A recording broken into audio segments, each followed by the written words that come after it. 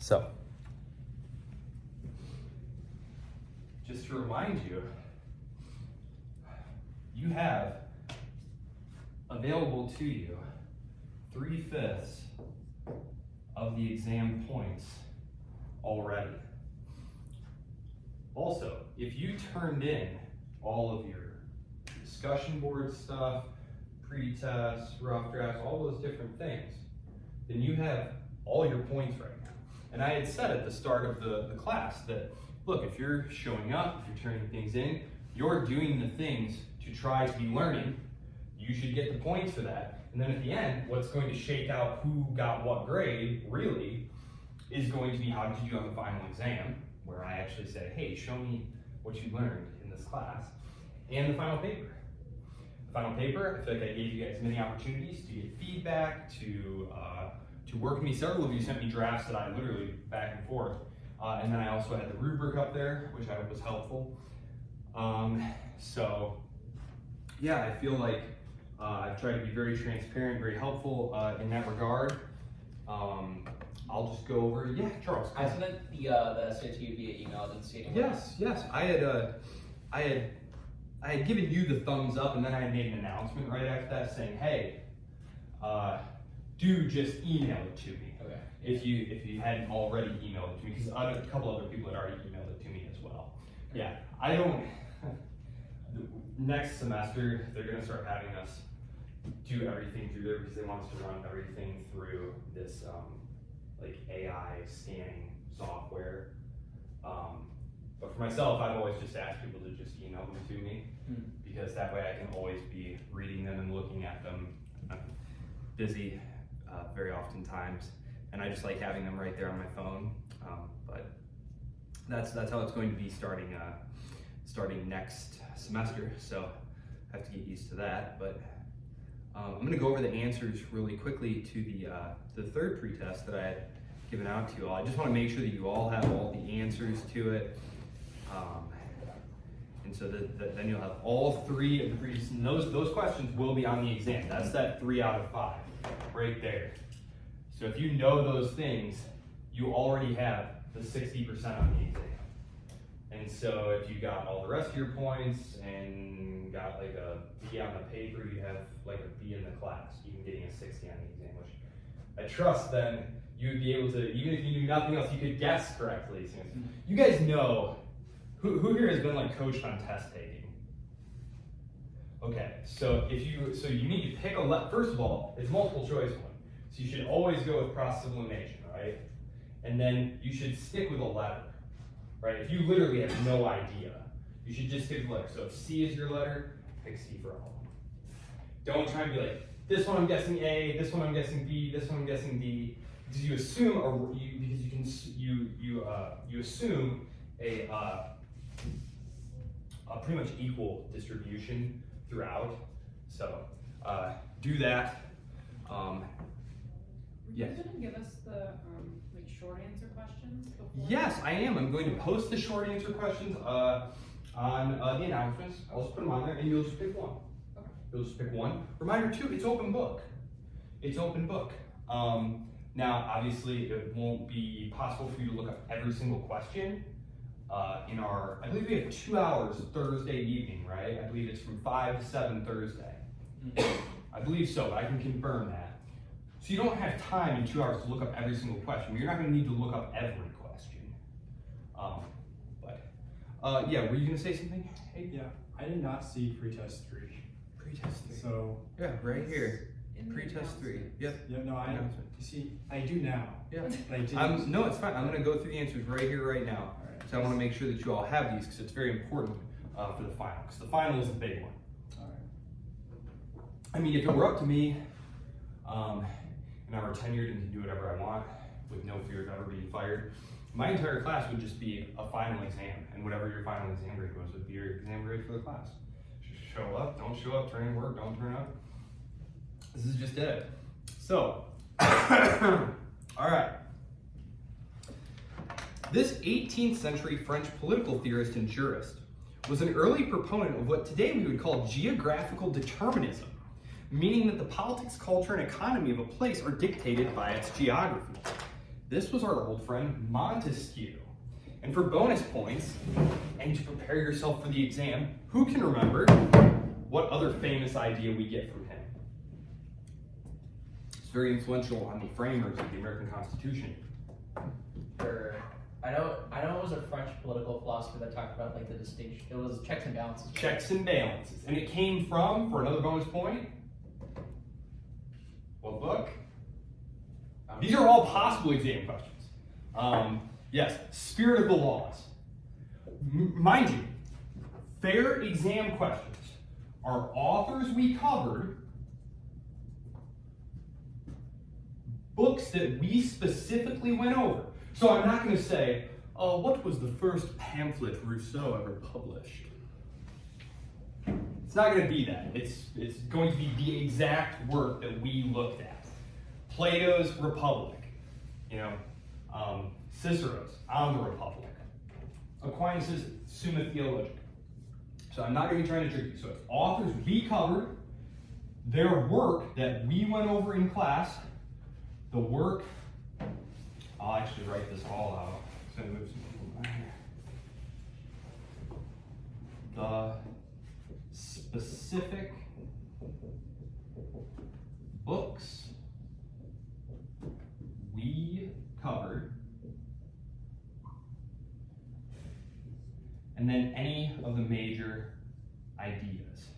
This one is obviously a little bit broader. Pretty much anything from the lectures or the readings is fair game. This is technically a 300 level course, but I do kind of treat it as a survey level course. This is your first experience with any of these authors, so again, I'm not going to be looking to trick you. I'm going to be picking things that I mentioned many times. I'm going back through and making the exam, watching the lectures, making sure that I mention this repeatedly. So, and again, it's only going to be this is the 2/5 that I'm making. So, per Marx's terminology, we watched the Marx videos. What did you guys think of the Marx videos? How you talked about them, or what he thinks? Just did you understand them? That was our Thanksgiving week one. That was on Thanksgiving, so we didn't really talk about them in class. Did any of you have any questions about Marx, the terminology, the videos? Because Marx is definitely going to be on there. I've got several questions on here. Okay. Per Marx's terminology, the wage laboring classes in the growing industrial cities was called the proletariat. The proletariat.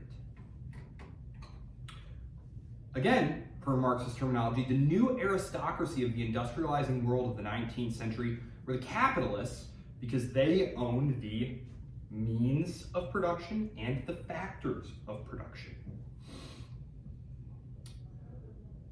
The following are the major, yes, Charles? Is it going to be literally written as means and factors of production, Yeah. or would they say like collective ownership or something like that? No, I'll have it. These questions are all going to appear as is. Okay. So just, yep. Again, not going to try and trip you guys up. Because it is a lot of questions, and I realize that a lot of this material is pretty daunting, but the following are the major weaknesses in classical Marxism. A, the labor theory of value is insufficient to explain prices in the economy. This is one of them. And B, capitalism led to a wealthier and smaller lower class rather to an impoverished mass proletariat. So both of those are true, which means that the answer is both A and B. So that's answer D. So remember, the labor theory of value. This was something that they had taken from David Ricardo, one of the classical economists who came after Adam Smith. Karl Marx believed that since all the value of production came from labor, anything that the capitalists kept was exploitation.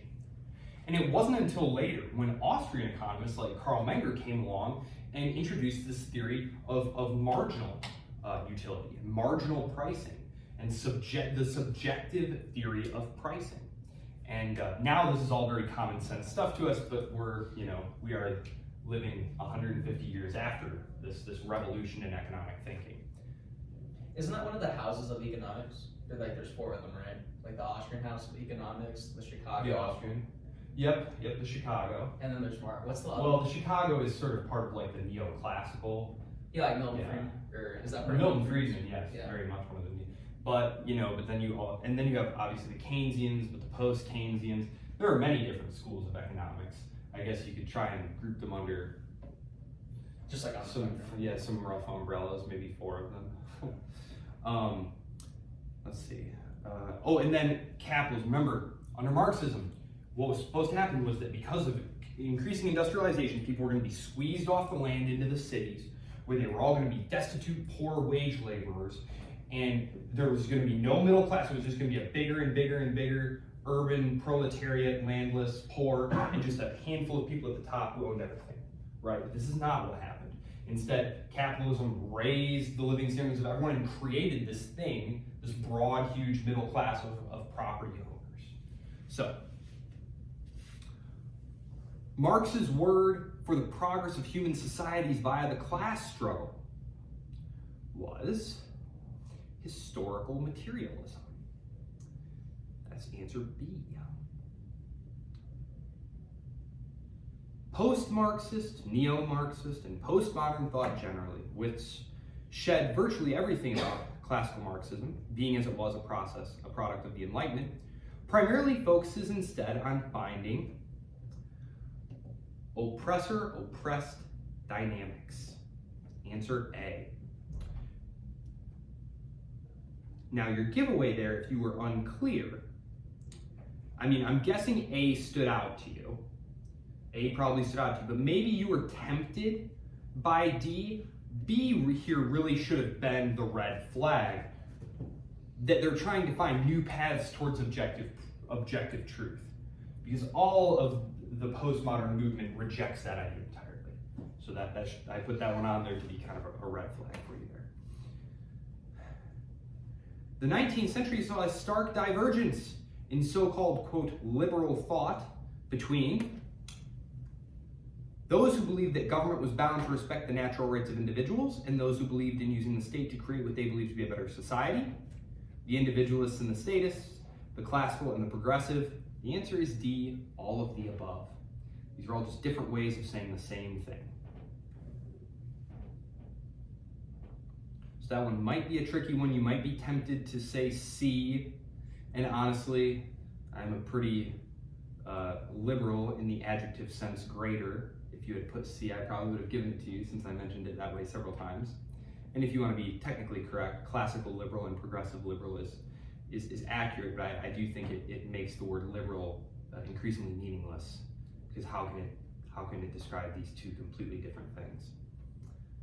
So, for Marx, the material base was solely responsible for the society and politics of a given society, which he called does anyone remember?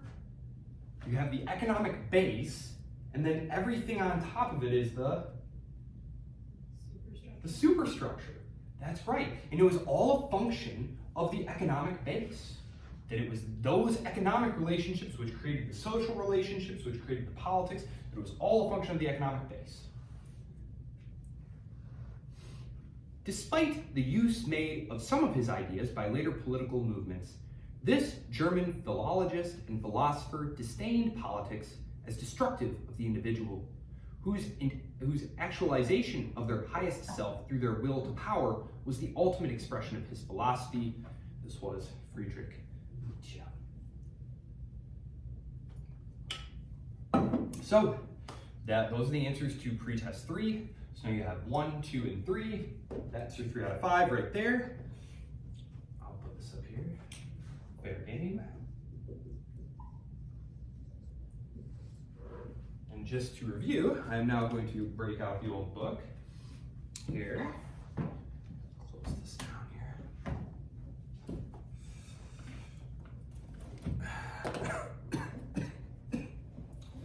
Forgive me. Doing the typical amount of talking on not quite the same amount of lung capacity today. Okay. All right. Has everyone seen this? It will be on the video. I'm going to erase it now so that I can put up a nice, beautiful timeline for you all to look at to kind of help you in your review.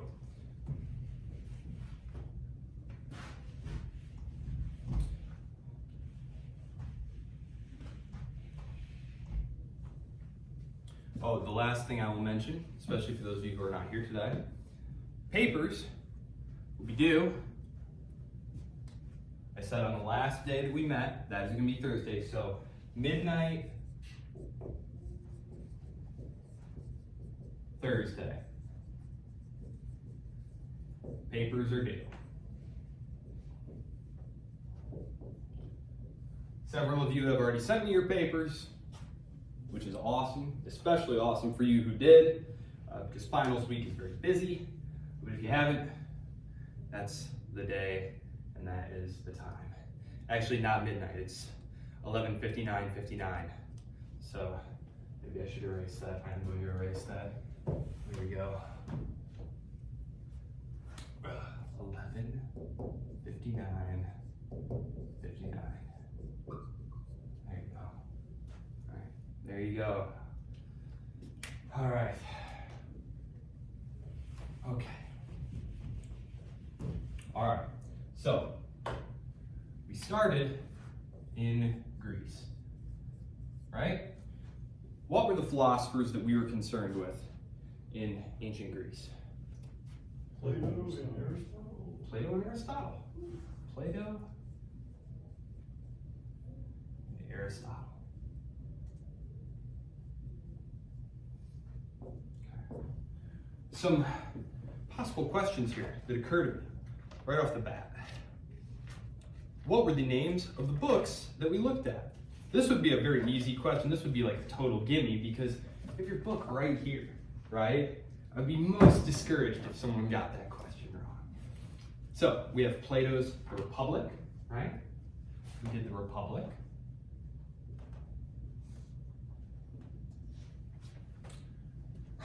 Since this is a class that is focused on political philosophy, questions will all, the two fifth questions that are left will all be focused on political philosophy, just as they all are generally.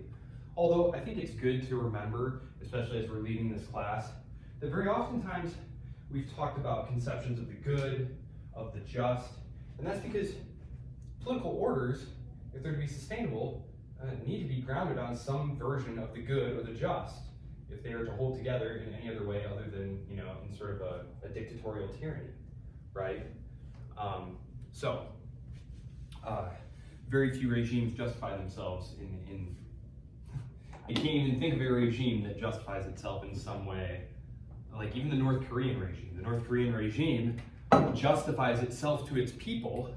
You guys familiar with North Korea? There was a little bit of a brouhaha this past couple of days in South Korea. Did you see that? It was like martial law and the parliament voted to get rid of him. And he dispersed the parliament initially, and I thought we were about to have something go down. I wonder if Washington put in a phone call and was like, you knock that off right now. North Korea, they basically, so here's the Korean peninsula, horribly drawn as per usual. I know you won't miss that. Here's North Korea, here's South Korea, and over here is Japan. Sorry, Japan. All right, so listen, here's the scoop here. The North Koreans, totalitarian police state, right? They present themselves as the defenders of actual Korea and Korean culture against the collaborationist Japanese regime down here in South Korea. Because it's the people in South Korea here who were the US sock puppets in the 1940s and 50s and 60s. It was the Japanese collaborators. And so they depict themselves to their people as standing up to basically the collaborators, and that they were the true Korean freedom fighters. They were the ones, the North Koreans actually. Obviously, a lot has happened since then, but what would have been his grandfather, Kim Il-sung? They were actually up in the hills fighting the Japanese occupiers and stuff, while the great-grandparents of the South Korean leadership class were, collaborating. So, they don't And so that's how they justify themselves. And it's just to show that even the most brutal regime presents its justification for its very terrible rule. I don't think I need to explain to you that North Korea is a horrifying place that you don't ever want to find yourself. But that even they feel like they need to have a story that presents themselves as doing justice in some way. So that is why we spend some time in this class generally talking about what was this author's conception of the good, because it's going to inform what kind of political society you think should be constructed, especially because a lot of times we are dealing with normative political philosophers. Normative v. positive, that's a good question. I'm definitely, you know what, that's going to be a question. Normative theory v. positive theory.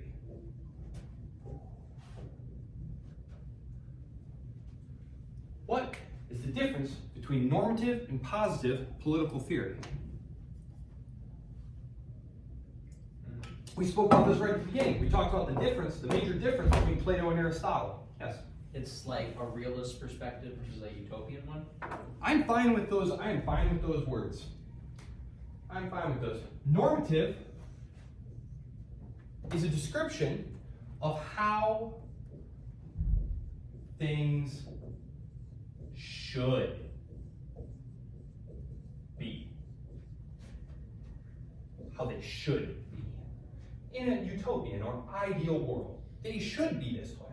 Normative. That is the norm. Everything else is a deviation. Positive theory is a description of how things are. It rejects the notion of an ideal theory. It simply says these are descriptions of how things are. And given how things seem to work, this is the advisable course of action. As you said, it's associated with realism. It's associated with realism. And we were introduced to these concepts all the way back here in ancient Greece, because we had Plato, who was very much an idealist, and Aristotle was very much a realist. And we talked about how their own lifetimes and experiences had probably played some factor in that. Because of course Plato, who is, what's the issue that we run into with Plato? Because he's using Socrates, who is his teacher. What's that issue that we have when we're reading Plato? Do you remember what it's called? Where we don't know what's Plato and what's Socrates. Because it's all just, it's done by another source, right? Or like, he didn't I don't know, was it some of the... Platonic problem? Oh, the Socratic problem. Socratic problem. Yes, it's called the Socratic problem. That might be a good one too. The Socratic problem.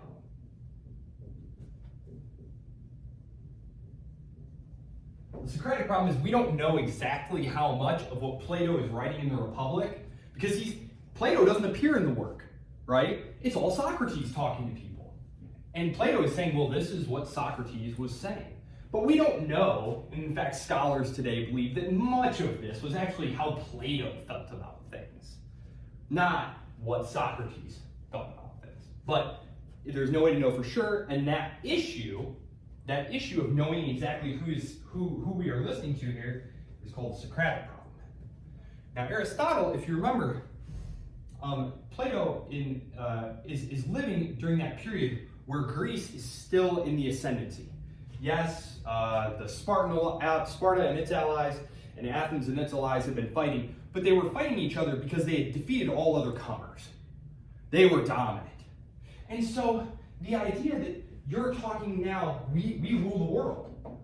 It was a small world, but they ruled it. And now they were deciding, how should things be? After America won the Cold War, what did we start doing? Trying to make the world in our image, right? It's how things should be. Now, Aristotle, who is writing much later, and in fact, he's writing at a time when Greece has been subordinated by this rabble of barbarians to the north called the Macedonians, right? Philip and Alexander come conquer Greece and then go conquer a bunch of Asia. He's much more concerned with, forget what we'd love to see happen. What will actually work in these given situations, right? And so Aristotle had taken Plato's fascination with that cycle of degeneration. Remember that ladder that Plato believed that we were just constantly repeating.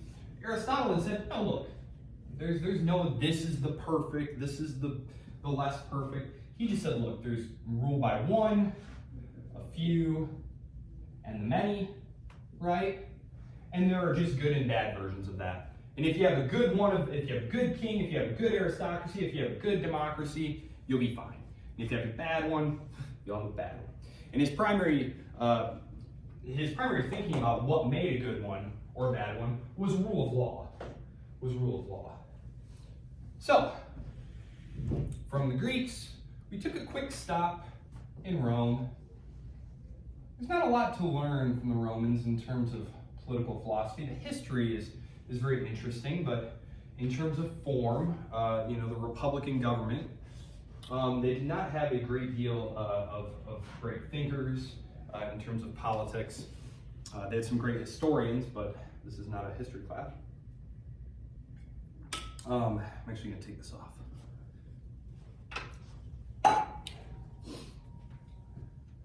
The only one that we looked at was Cicero. Let me move forward here. Cicero. We did his On the Republic.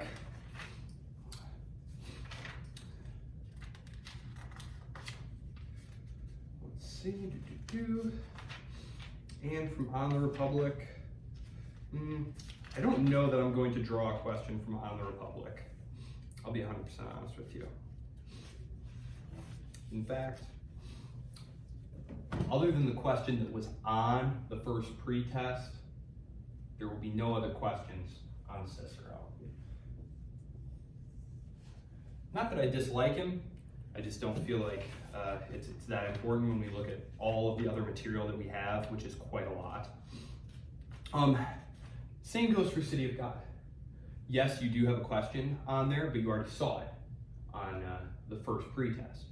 So, obviously it's a text I want you to know, but it's not something that I'm going to draw an additional question from.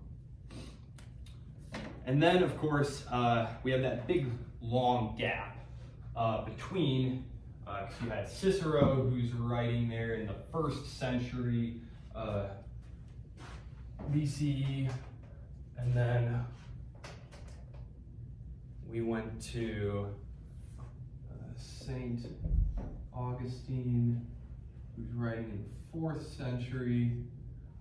We then get that big, long gap before we go to Saint Aquinas, who's writing during the period of the Crusades. So we get that nice several 100-year gap. I'm going to pull up the second one here. I want to make sure.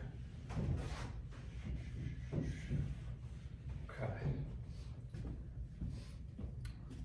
Where did I put that? Sorry, I'm just going to fire this one up real quick because I just want to make sure that I cover everything that I want to give you all the most gaming chance imaginable on these other questions here. So I just want to check number 2, pretest number 2 that I gave you, which is on the discussion board. Number 2. Okay. Okay, it wasn't on number 2. Maybe it was on number 1. I'm just going to check number 1 real quick.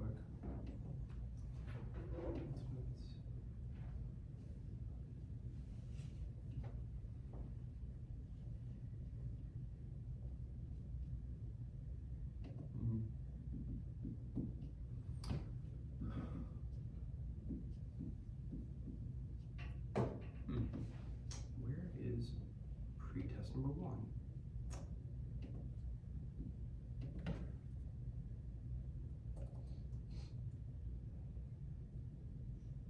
Practice test, that's what I named it. Okay. Good. Okay. Yes, okay, I do have. Okay, so that there is that question on there. It was on the first practice test about that period here that talked about kind of how the groundwork was being laid in the late Roman Empire for feudalism and that transition to the medieval. Okay, so that one is on there. Just want to make sure that you guys are obviously going to look over these pre-tests, I would imagine. Okay, you guys should. And then that goes all the way up to here. Okay, yep. All right. And then we had that Aquinas question. Great chain of being. Yep, okay. And so, then it brought us up to St. Aquinas, who of course was very famous for synthesizing Christianity with Aristotle, who of course had been largely neglected because he had no interest in any kind of absolute realm or anything like that. Platonism was much more amenable to Christianity. Just recall, during this period, what we're going to get is this transformation from kingship being elective, right? You have these tribal chieftains who are being elected. You have these councils of princes who will choose a king from among themselves. Eventually, these kings, many of them, not all of them, but many of them, secure the right to have their sons just inherit, right? And so you get these direct descendant kings. And within this, there's this idea, this great chain of being, right? The great chain of being. That was one of the questions that was on there. And this very much fed into that idea of the divine right of kings, right? That God has ordained this certain social order, that the king is on top, that God is on top, and that the king is his earthly agent, right? In terms of political theory, though, one thing that I do think should be emphasized is that it really depended. And I don't think I'll put a question on the exam. As I'm thinking this over, I don't think I'll put a question on the exam about this, just because it can be so dependent on the context. Like, for example, many of the French kings did secure from their vassals an agreement to acknowledge the ascension of their son. But in other cases, in the German Empire, for example, it was not. It was, you basically had to get the agreement, the votes of your fellow princes to be elevated. So I think we'll just keep it with know what the great chain of being was, and the divine right of kings, because there's a question on there that relates to them, which those are on practice exam number 1. So not to worry, it is there. Saint Aquinas. Okay, and then from St. Aquinas, we had gone on to, I believe, yes, we had gone on to Hobbes and Machiavelli. We went to Hobbes. Actually, Machiavelli came first.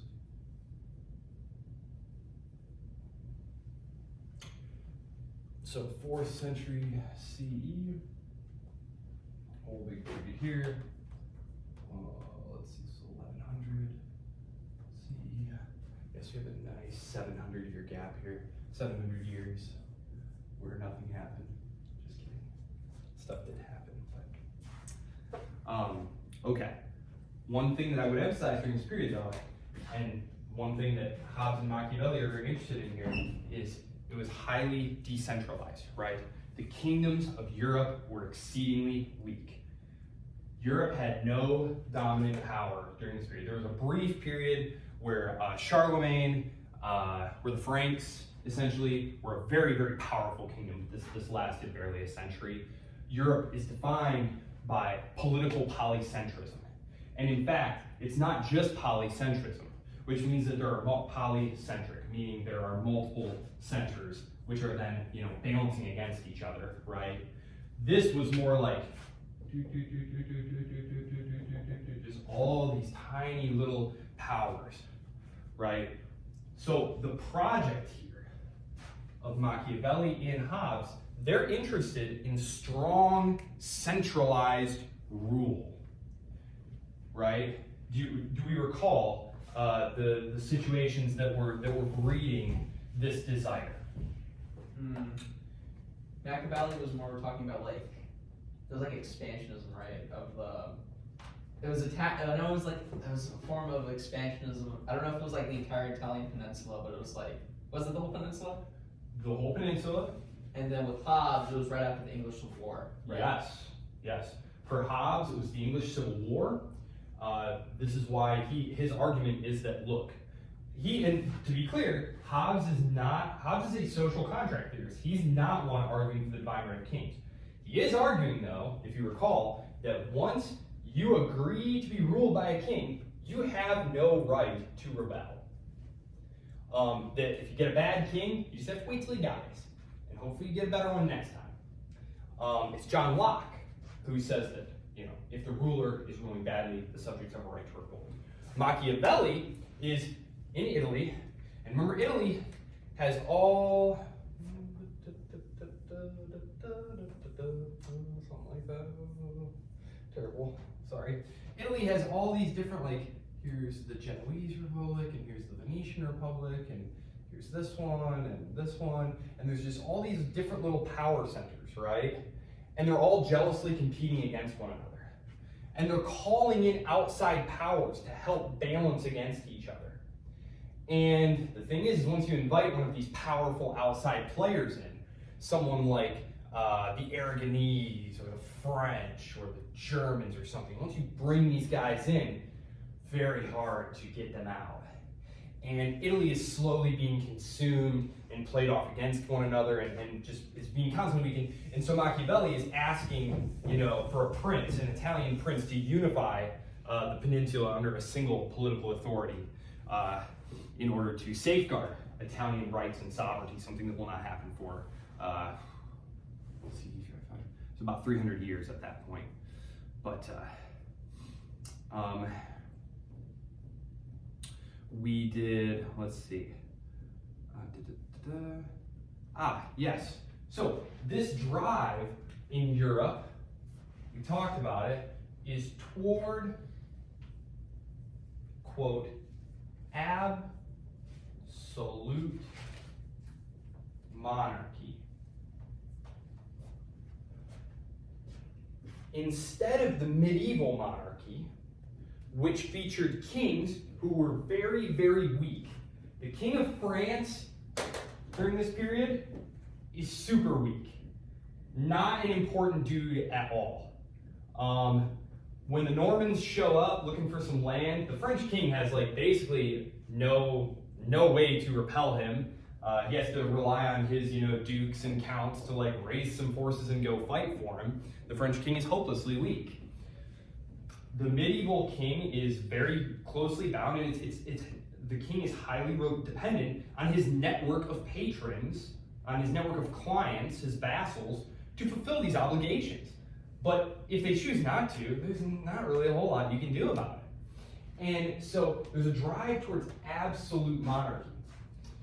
This doesn't mean they were a dictator, but it did mean that they could concentrate more power and authority to themselves in order to be able to act effectively and quickly, and in the absence of all of the councils and votes and procedures that the medieval kings had been subject to. So absolute just means more power for the monarchy. You could technically have a constitutional monarchy and an absolute monarchy, but you would just have to say that constitution gives them more power, over the parliament, for example, or what would be the balance between them? Okay, I don't want to say constitution, or rules. Yeah, because a constitution is going to be something that binds the monarchy, and they're going to fight against these things. In fact, this is the big battle between the Stuarts and Parliament that gets Charles' head chopped off during the English Civil War. Is he's saying, look, I have a right to do these things. And Parliament is saying, no, you don't. We have this whole body of precedents before us, our living constitution, and you have to respect these rights. And when disagreements like that happen, both sides digging their heels, Charles basically forced him to chop his head off. He was so unrealistic, unreasonable.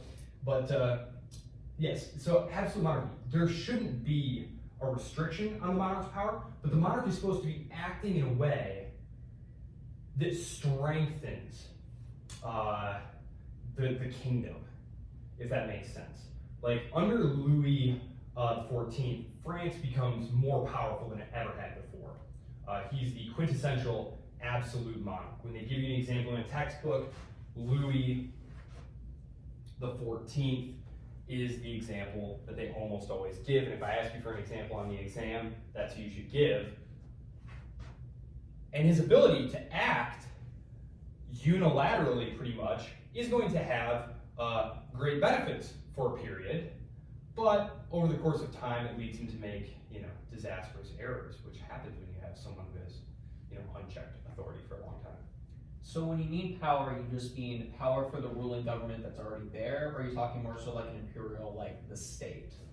Like giving more power to the government to do what they want it to do for themselves, as opposed to like the expansion of the state that benefits Well, if they invade some other place and then it's expanded. we don't have states yet, really. We have personal kingdoms. Remember, Louis XIV very famously says, "I am the state," meaning the person of the king is the state. And so by strengthening him and his office, you're strengthening the state. The personal fiefdom of the king is the state. We don't really start talking about, we're in the 1600s. We don't really start talking about the emergence of a state system until basically the Napoleonic period. The the 1790s onward, you can basically start talking about states. So what you're saying is that anything that was good for the king was basically the same thing as saying it's good for the country? Yes. Okay. And people who believed in absolute monarchy, that was their argument. And again, France reaches its apogee of power under him. Now he proceeds to waste it on countless wars, which he loses every single one of these wars. Because, in part, look, when you see one single power building itself up and building itself out, it tends to produce, historically, a balancing coalition. All the other powers nearby look at each other and go, "Oh boy, we could be on the menu. Maybe we should all get together and agree that, hey, if he attacks you, we'll all fight together." And that's exactly what happens. He takes turns fighting his neighbors, and they all join together and defeat him, which is incredible because France was overwhelmingly powerful one-on-one with all of these states. But when they joined together collectively against him, even the might of absolutist France couldn't defeat like the little Dutch Republic. Yeah. So okay. So and then from there we talked about our different social theorists. So we had for social contract theorists, we had Hobbes, we had Locke, and we had Rousseau. I'm only putting these up here so that you can just kind of be recalling for yourselves what we went over and what will be therefore fair game. Hobbes, his work was Leviathan. Locke's was his second treatise on government. I'm going to put Machiavelli's name up there too. He's not a social contract theorist, so I'll put him over here just so we're not confused. But I know The Prince was many people's favorite reading, and so I will include a question from The Prince. Might include more than one. The Prince. For you as well, right? Because I remember Dalton had said it was definitely one of his favorites. Anybody else been here? The Prince, favorite thing they read? All right. Let's see. And then, oh yes, and Rousseau, yes, of the social contract.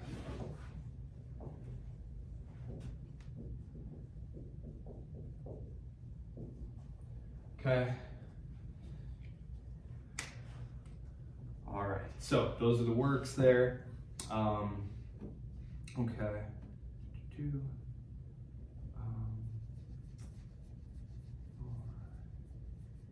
And then we went on to, yes. Then and these guys right here, I'll use a different color.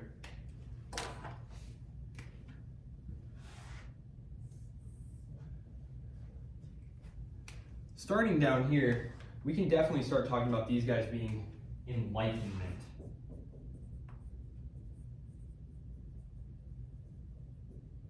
Thinkers.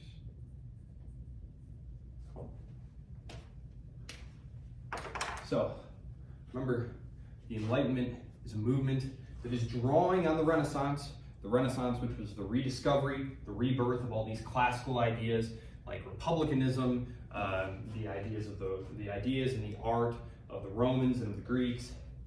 The Enlightenment thinkers are looking at the Renaissance people and saying, wow, the Romans, and they seem to have much better governments and societies than we have now. David Gibbon had famously said that, the late 1st century CE had been the greatest period of time to be alive in all human history during the reigns of the 5 good emperors.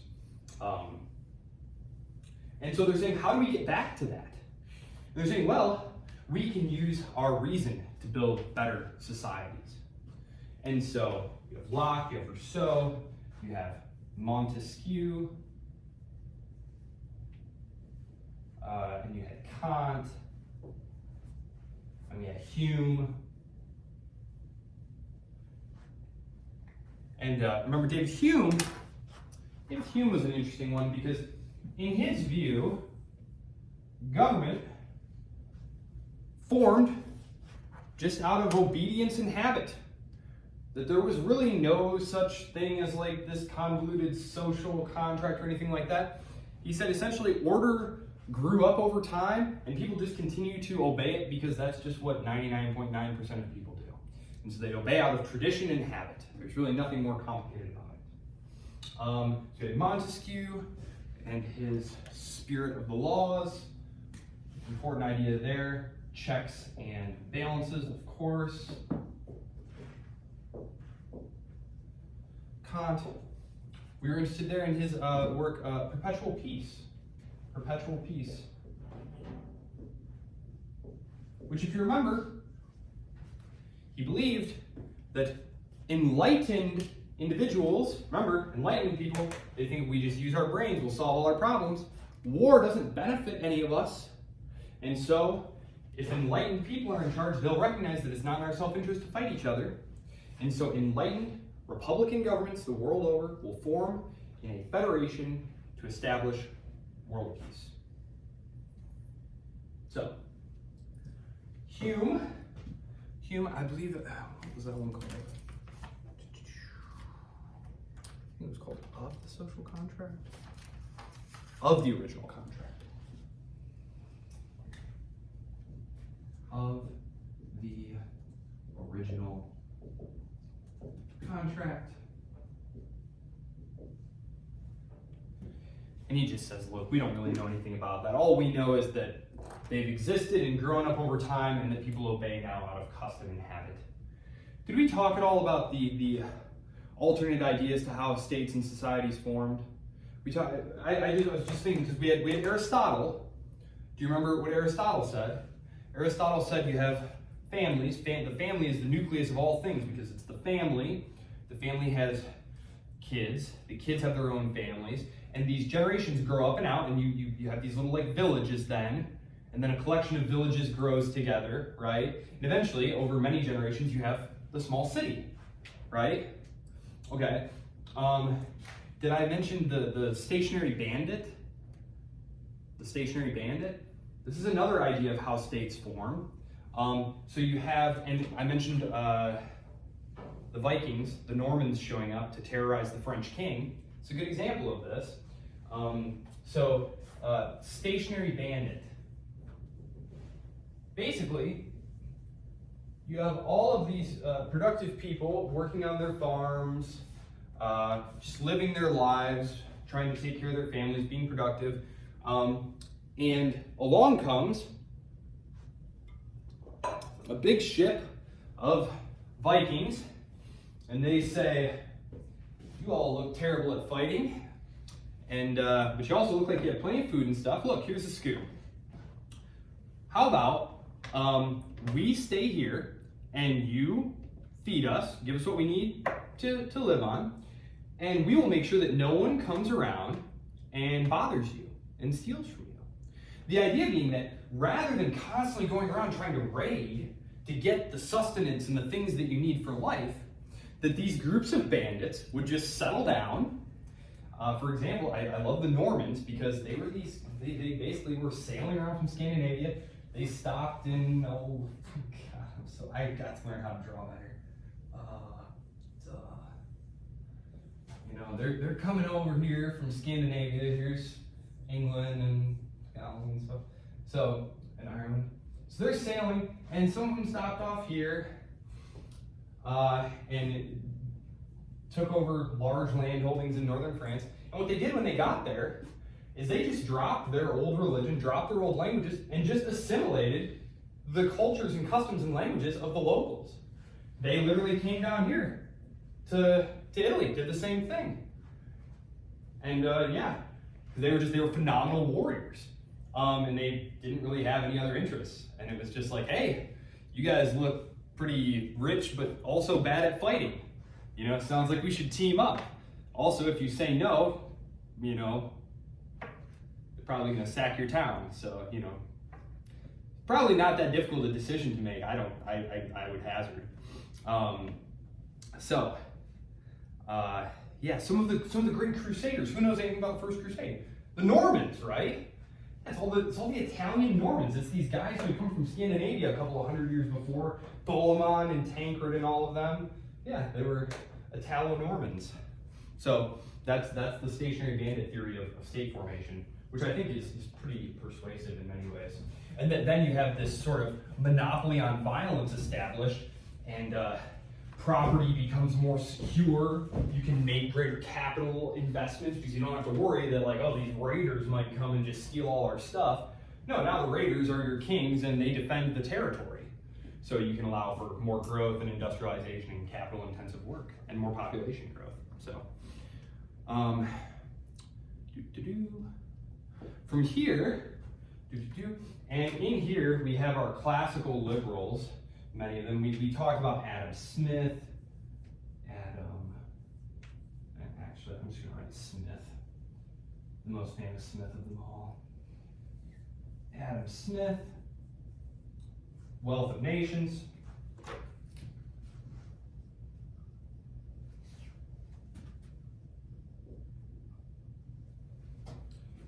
Famous phrase from that one, laissez-faire, right? He took it from the French physiocrats, means leave alone, right? Hands off the economy. Let's see. And then, so we've got our major Enlightenment thinkers here, our classical liberals. And then around the turn to the 19th century,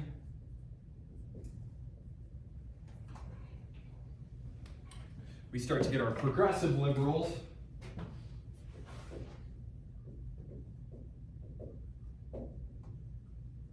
But also in the mix, we had the great Alexis de Tocqueville. I'm going to start using the black because the blue is not showing up great. And I want our viewers to be able to read it. Tocqueville, Democracy in America. A very, very likely, in fact, I'm just going to say it, it's going to be one of your options. And if you go back and listen to my lecture, I'm sure you can pull a great answer out of there somewhere. What did de Tocqueville believe were the likely pros and cons of democracy as he could see it in America? Then we went on to Bentham and Mill.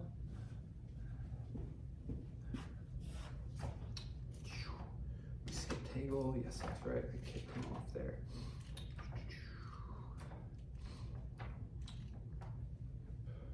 You said This exam is gonna have 3 options for a short answer question? Yes, it will. Yes, it will. Okay. Principles of legislation and utilitarianism. Principles of legislation and on utilitarianism.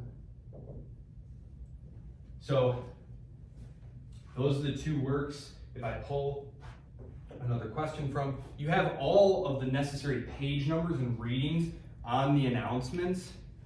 So as you're going through studying for this exam, you can literally just go through and look and see what the readings were for these individual people. Again, I would not recommend trying to reread everything that we did. Just know where things are in the book.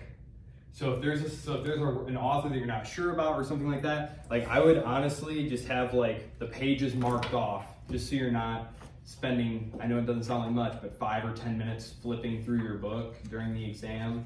Like just have the pages marked off where all the different readings are. Then we did marks. Now for that one, the only one that you had to have read, so the only thing that will be fair game for the exam, other than anything I said on the lecture about marks, is the manifesto. And then let's see, then we did Nietzsche, which there will probably only be the one question on him. What did you guys think of Nietzsche? Not a fan. What did you say? Not a fan. Not a fan. Not a fan. Would you care to explain at all? I think he's just kind of a goofy guy. Like he says all these things about like will to power and whatnot. I just kind of felt like a fantasy for him because he was so out of control of his own life. And I mean, he even died in such a way. I don't know. I think it's tough to read him because it just the whole thing kind of feels silly. Yeah, I hear what you're saying there. Yeah, I think, I mean, I'll be honest, I definitely, I can definitely appreciate what Nietzsche is saying. I also think that it was really, like you said, kind of out of control. It was a very intense reaction against the overwhelming collectivist ethos that was, I mean, part of it was that he had some very intense things going on medically that were inducing some pretty crazed thoughts there toward the end. But some of his early works, which the genealogy of morality, which he does touch on in this one, where he talks about this idea where he's looking at the natural world and he's saying, look, in the natural world, does the meek animal rule the strong animal? Clearly, we, as supposedly rational creatures, have been tricked over the centuries into believing something that clearly can't be true. And so I read the genealogy of morality. It was actually a very interesting text. I do think it plays somewhat into the naturalist fallacy, but yeah. Is that where we talked about his Superman or Ubermensch theory? He talks about that in multiple of his books, not in the genealogy of morality. He talks about slave morality in that book, but the Ubermenschen is in Gay Science and Thus Spoke Zarathustra, which is also a really triumphant piece of romantic classical music. If you, does anyone listen to classical music? Yeah? Check that out.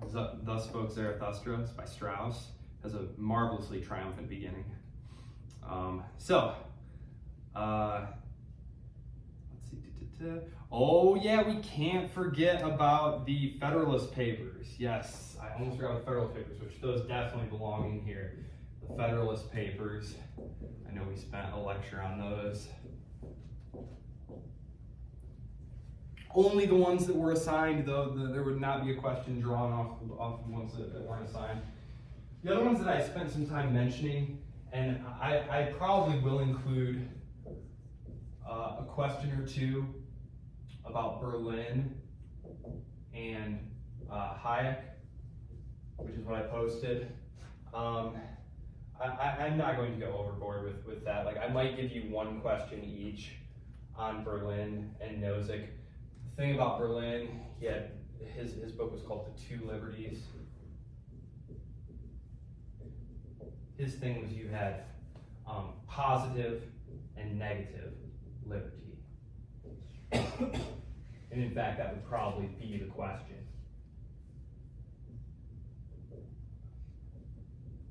Did you all see the short video I posted yesterday about them? Okay. My apologies for my windedness in those two videos. I was really struggling. And then Hayek, The Road to Serfdom. The Road to Serfdom, where he talks about the dangers of centralization. Because, and this is where I will leave you, the 20th century was a period of very intense competition between states. It was a century of world war and tremendous clashes of empires and of visions for the world. And the most impressive instrument of power that has been created yet is this thing called the state. The state can command the resources and loyalty of all walks of life on the basis of all these different categories of nationalism. There will definitely be a question about nationalism on the exam, maybe too. So definitely go back and listen to the essay or the lecture on nationalism, which I think was 2 lectures ago.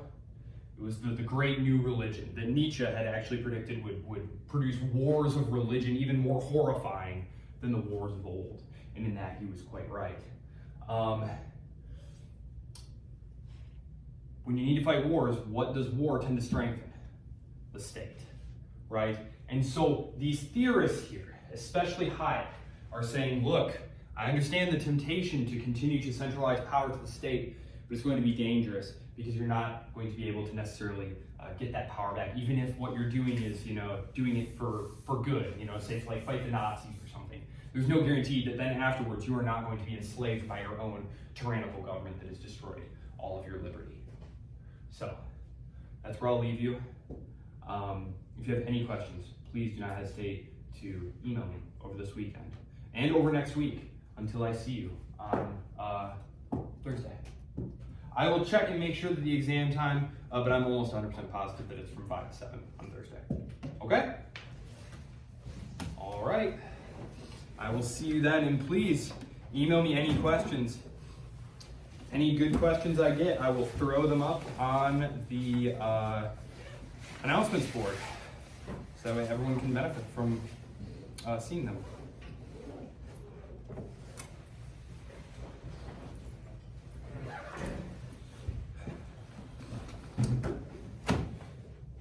Thank you all for coming, and thank you all for having been a marvelous class. Thanks for teaching. Yeah, it's been a pleasure, and I don't know that they'll do this class again. I know they are cutting a lot of the humanities stuff, but I'm glad that you that we got to share this time together. So again, I appreciate all of you, and have a wonderful weekend. Stay warm out there, my goodness. What are you teaching next semester besides comparative government? Let's see. Comparative government, China, India, Japan, and the world since 1500. Yep. Is that another survey class? Yes, it's 122. 122. Yep. And then I'll teach 121 in the fall. And then I believe I teach China history, China, India, Japan again over the summer. So, yes. If I email you what I have